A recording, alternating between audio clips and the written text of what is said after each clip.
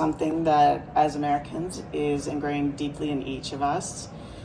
Raised in a country built upon the ideals of freedom that are written into the Constitution and the system of laws that govern our daily lives, we have a deep-seated sense of justice. And although we learn early on that life is not fair, we still feel the need to fight back whenever an injustice has occurred. I want you to think back to a time in your life when some sort of injustice was leveled against you. Maybe it was an ump making a wrong call that cost you a game, or maybe it was someone lying to you or making up a lie about you. I imagine that whether it was 5, 10, or even 40 years ago, you still remember just how that made you feel.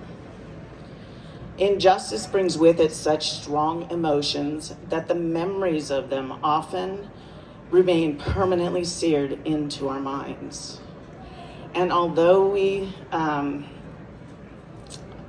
lot of times when a new injustice occurs, those same strong feelings come rushing back to the surface, and we feel ourselves wanting to cry out that something must be done. And you know, those injustices don't just occur daily in our lives, they occur in different organizations and even in the military, some of our greatest institutions, because they're run by individuals.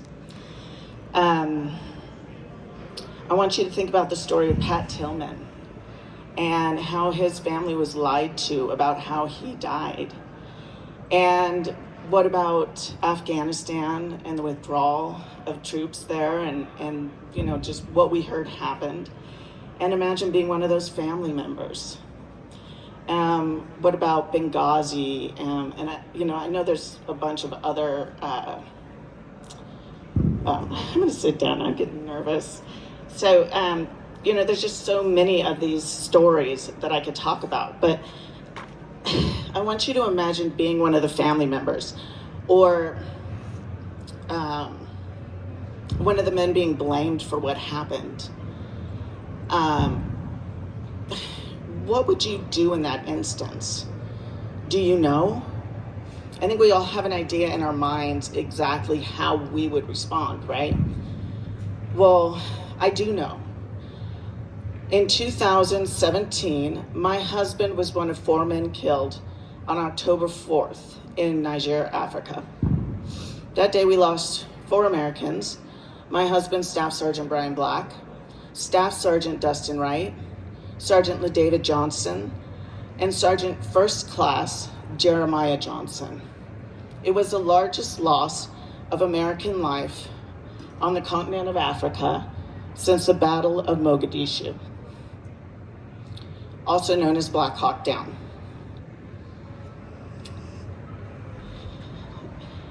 Soon an investigation into the ambush was started by AFRICOM, and my family looked forward to learning the truth behind what happened. But as so often occurs, everything was politicized right out of the bat. And by February, we'd begun to hear rumors of a team that had gone rogue. Media was reporting that there were leaks coming out of the investigation stating that the team had acted like a bunch of cowboys and misled those higher up the chain. The problem with that was that I knew my husband, and I know Green Berets, they don't go rogue.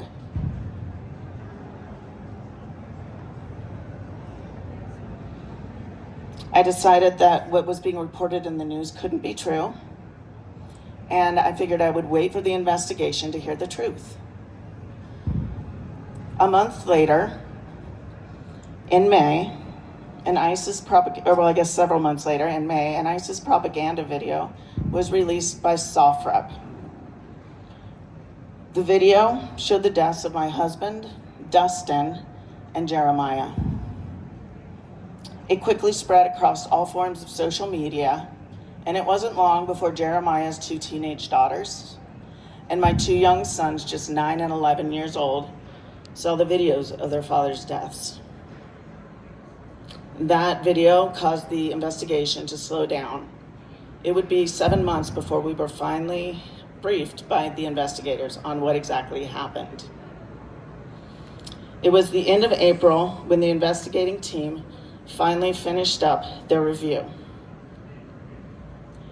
We sat down with them, hopeful, but soon they were repeating to us what we had heard in the news. They told us that the team had in fact gone rogue and misled higher authorities. They tried to put it all on the team captain, saying that he had misled them in a con-op. The issue was that it was a mission it was a 3-part mission. So there would have been 3 con-ops. So the captain had written the first of 3 con-ops, and his con-op covered the only part of the mission that had been successful. So it covered the first day. When I asked them what happened to the other con-ops, they told me it didn't matter and to trust them. That it would become clear to me by the end, but it never did. The following week, there was a media brief. And in the media brief, they began to once again blame the team. And at the very end, the commanding general stated that while all teams on the continent were performing optimally, my husband's team was not indicative of what special operators do. It was at that point that I think something inside of me changed. I was no longer going to wait for someone else to bring me the truth. My husband was the epitome of a Green Beret until the day he died. And I was not going to stand by idly while they not only allowed him to die over there, but then dishonored him. I was fine that he had lost his life. That comes with service. But they weren't allowed to then dishonor him and everyone who had fought and died alongside him. I couldn't have that. So I decided I was going to get the truth for myself. I began to run an investigation all on my own. I started by interviewing every man who had survived, one at a time at my home. Then I interviewed people who were on a heliborne unit that had gotten turned around during the ambush due to weather. I interviewed the former South Africa commander who had retired just a month before the ambush. I interviewed a officer, Major Alan Van Sand, who had lost his job due to the incident, and several others up and down the chain of command. Here's what I found.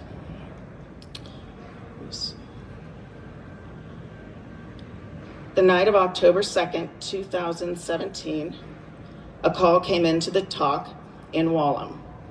Leadership at the AOB in Niamey had received intelligence that a high-value target was to be in the village of Tillowa, a 4-hour drive north. The intelligence came with a 2-hour time window. Those in Niamey wanted ODA 3212 to head north that night on a find and fix mission. Their goal was to gather intel, and if the terrorist was still located in the village, they were instructed to wait outside that village and contact the AOB to await further instruction. The team began to pack trucks while the captain created a con-op for the night's mission. At 2300, Captain Perzini was finishing up when the AOB in Niamey contacted him and pushed the mission back until the following morning.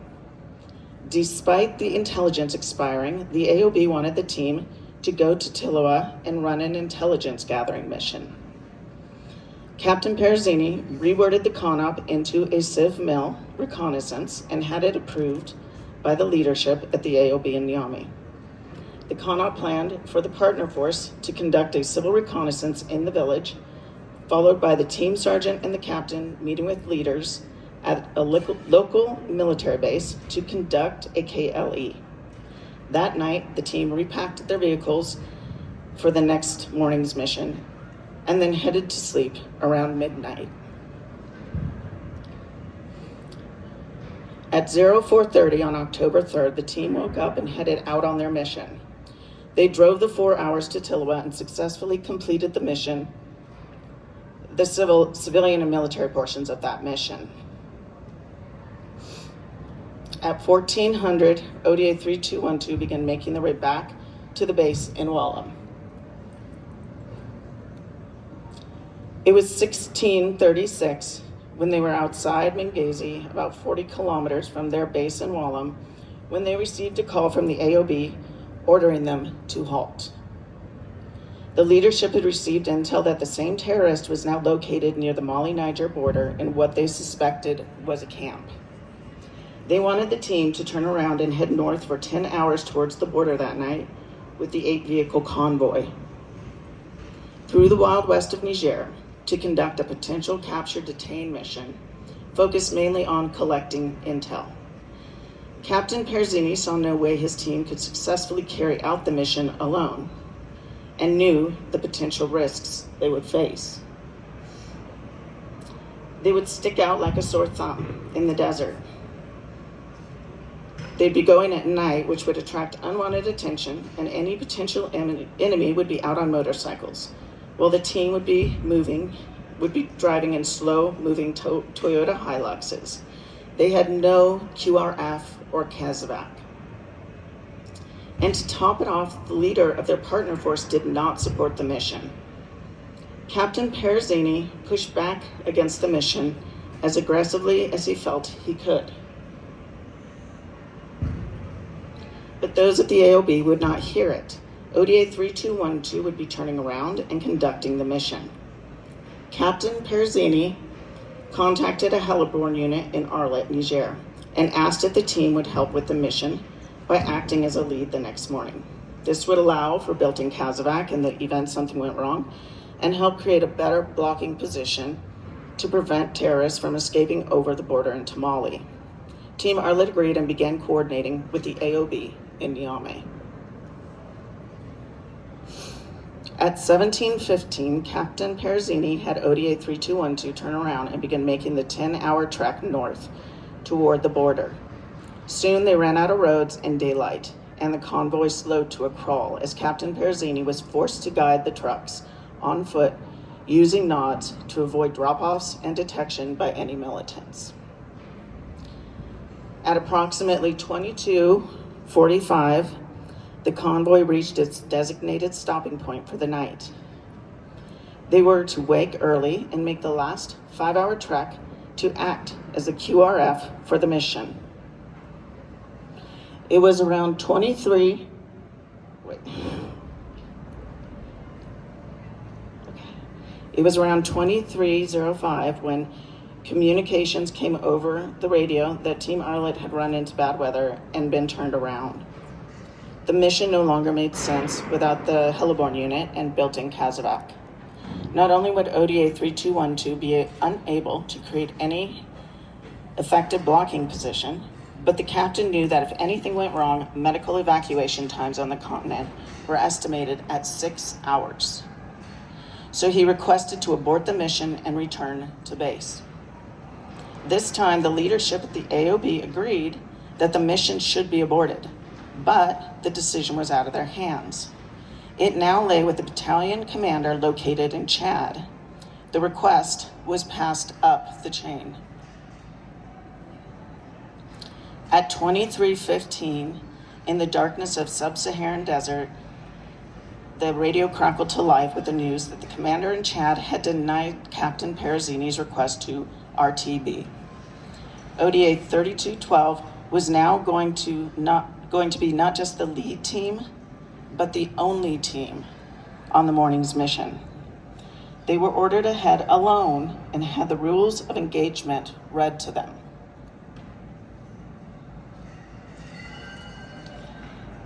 At 0:30 hours on October 4th, the team set off for the last movement to the target.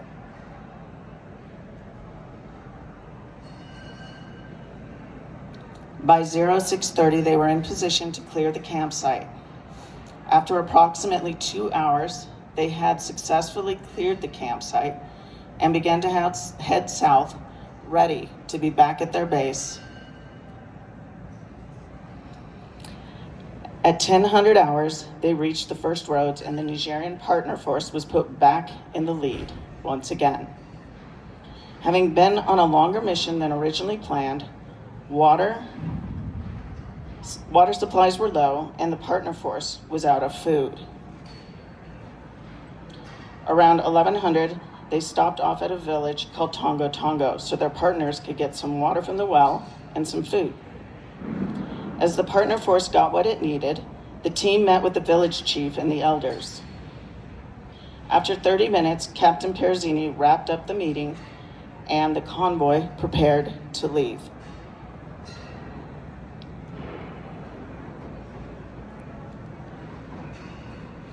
At 11:35, the convoy exited the village, led by 2 Nigerian partner force trucks. As the last of the trucks cleared the village, a couple of shots rang out. Team members initially didn't think much about it, but soon the shots picked up. Suddenly, the 2 Nigerian trucks panicked. They slammed on their brakes, put the trucks in reverse, and backed into the lead American vehicle. Soon, there was a collision which stopped the entire convoy. They were now trapped in the kill zone. Everyone exited their vehicles. The team captain ordered the men to sort out the vehicles while he and 2 others conducted a bold flanking maneuver. He planned to put down the threat, which seemed to only be 1 or 2 individuals initially. As Captain Perezzini made his way to the edge of the forested area, the firefight began to grow exponentially. Once he had eyes on the enemy, he realized it was large and growing by the minute. Seemingly well-trained fighters were pouring into the area and were working to outflank the convoy in an effort to trap them on the road. Captain Perezzini took his men and ran back to the convoy. Relaying what he saw, he ordered them to move to a new position as quickly as possible. By that time, the team's only 2 M240 mounted machine guns were burned up and the enemy's fire was overwhelming. The Americans had their standard issue M4s, 1 sniper rifle, an M320 grenade launcher, and limited ammunition. It quickly became clear that the terrorists had far superior firepower. With Dishkas, ZPUs, mortars, grenade launchers, mounted machine guns, and their individual arms. Soon, the team was loaded into their trucks. They threw a smoke grenade in an effort to disguise their next movements. With increasing fire and the team's only 2 mounted machine guns burned up, the men at Truck 1, Brian, Dustin, and Jeremiah, decided to set up a blocking position that would create a window for the rest of the team to extricate themselves.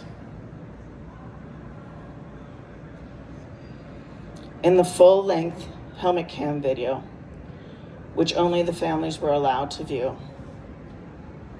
you hear Jeremiah ask Brian, "Brian, what do we do?" And you hear Brian say, "I think we need to stay." As Brian directs Dustin to drive the truck into that blocking position, Jeremiah turns and gives the rest of the team a thumbs up, indicating that it is time for them to roll out. This is the story of heroes, not of cowboys and not of men who went rogue. It is the story of men who were willing to give their lives for their friends, but should never have had to. It is heartbreaking and it is unjust, but life is full of injustice.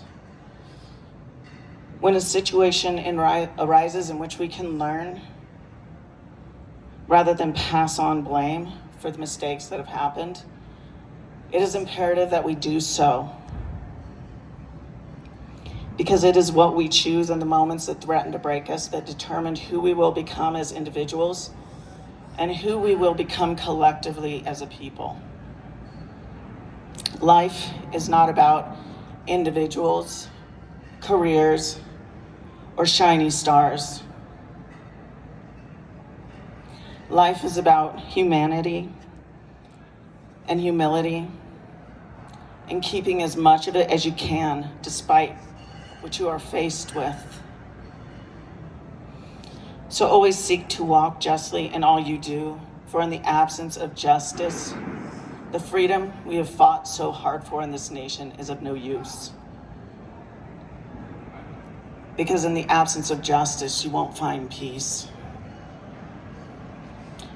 As military, the daily sacrifices made are great. And the long-term effects often feel unbearable. Fighting for what is right, bringing truth and justice to a situation where there once was none, is crucial. Especially as you lay down your lives every day, whether as a family or as a soldier. You lay down your lives every day for your nation. We must be able to walk away from serving with as much humanity and sense of right and wrong as possible for our own sanity and our own peace. It has been the greatest honor and privilege of my life to bring justice to this situation and truth, not just for Brian's parents and the other family members and for myself, but for the men who had to return and grapple with the after effects of war. Having lost more friends, having to face the grieving families, all while dealing with their own demons. When they came to my home, I didn't allow them to apologize to me. When my husband chose to give up his life for them, that was his choice, and that was not on them. I will always love those men because my husband first loved them, so much so that he was willing to give up his life for theirs. I always like to finish up by speaking about our nation's flag, because as a Gold Star wife, I have seen our nation's flag in all the ways a person can. I have seen it waving from a flagpole tall and proud. I have seen it stained rust-colored with my husband's dried blood. I have seen it through tears laid gently across a wooden casket, and I have seen it folded up in the arms of my young children.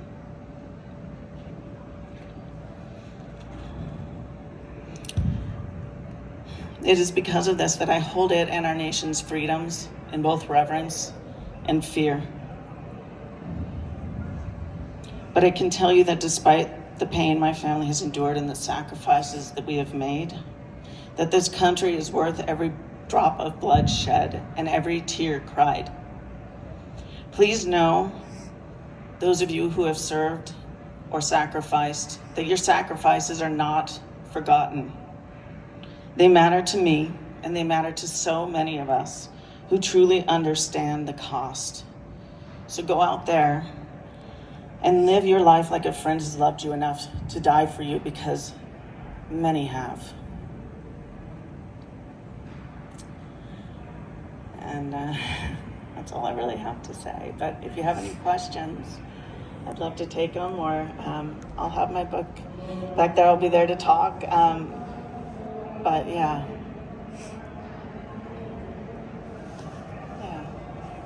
So with the finding of the investigation that you led, were any of those findings from your investigation, were they ever reconciled with the initial information that was put out publicly?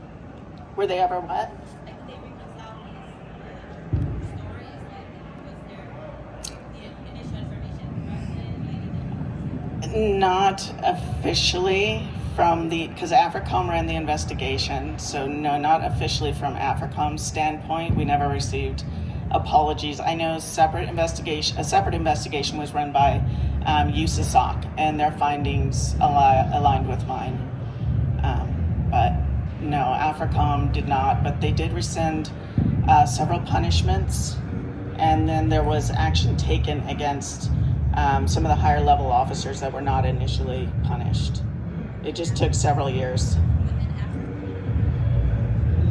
Well, no, it had to do with the men who actually, the commander in Chad and the commander, the battalion commander and the third group commander, who were all part of basically the decision-making process that day. But no, higher up the chain in AFRICOM, as far as I've been made aware, there weren't, you know. But initially, what's interesting is SOC Africa, which is a 3-star command, had opened the investigation, and AFRICOM came in within, I want to say a week, shut that down, and the 4-star command took it over. So, that, you know, I think that's the thing is, you know, there's always going to be one or two people who their career matters more than, you know, so I think it's a balance of, I've met so many amazing generals who've tried to counteract this, but at this point, you know, with so many years and everything, and once things are out in the media also, I mean, that's just general public opinion. You know, it's hard to change the way people view things once the narrative has been established, unfortunately. So, yeah. But, yeah, I think the thing that helps me is knowing that the majority of people I've worked with in the military, in the Army, have been overwhelmingly helpful, wanting me to get to the truth and trying to assist me as much as they can within their scope of their career. But, you know, all it takes is one or two with, you know, enough power, and yeah, you're kind of stuck having to find it for yourself. So it was unfortunate the way it happened. So, yeah. Any more questions? Okay. Well, thank you all for coming and listening to me.